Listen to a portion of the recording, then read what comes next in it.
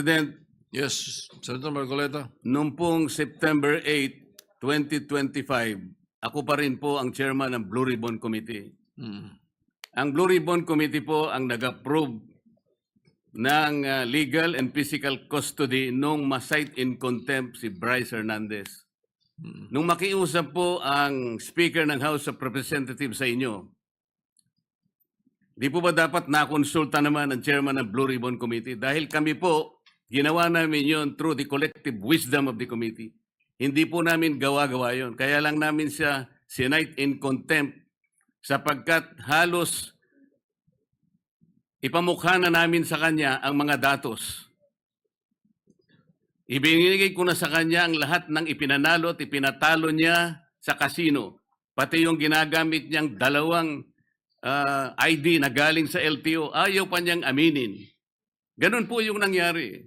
Gusto lamang namin siyang turuan ng leksyon para sa ganun kahit papano baka maisip niya na dapat sana mapahiya na siya sa sarili niya kung meron pa siyang kahihiyan.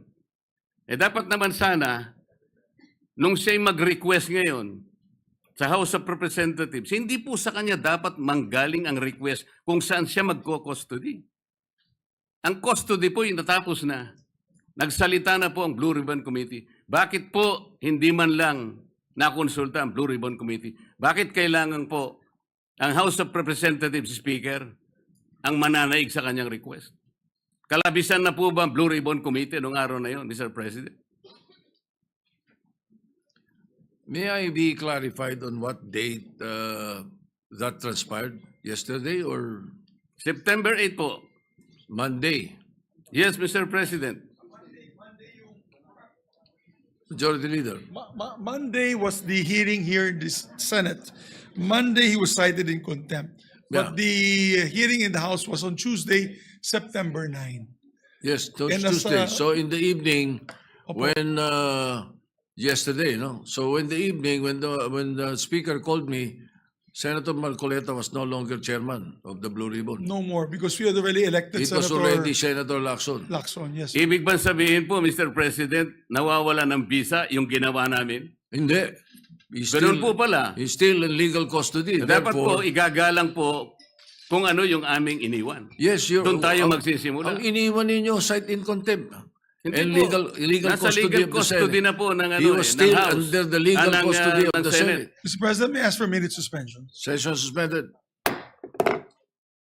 Thank you, Mr. President. Mr. President, You know, Let Senator De La Rosa speak first. Go ahead. we have a very sad experience, Mr. President.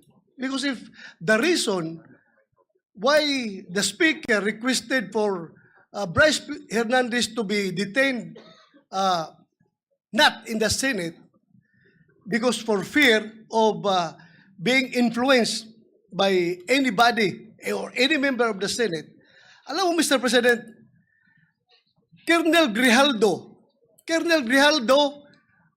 nag-testify dito sa ating committee about the wrongdoings of the members of the Quadcom. Nagsumbong siya dito, Mr. President. And after he read his statement, sabi niya sa amin, Sir, can I be protected by the Senate? Dahil alam kong pinag-initan ako ngayon ng House. So, I share the information to the committee and even to the leadership of the Senate.